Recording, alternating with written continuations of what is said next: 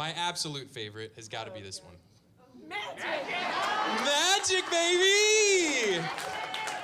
That is what we do! Take the photos, take the photos, take the photos. I love this. I love this. I love this. All right.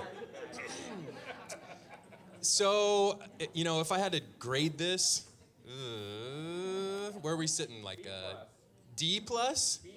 B plus. Magic, that's right.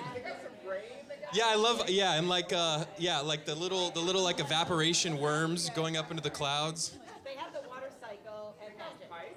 Yeah, like the thing that we're all taught in 5th grade, and then everything else just disappears, right? Because the rest of it's magic. Yeah, exactly. Where does the water go? Who knows?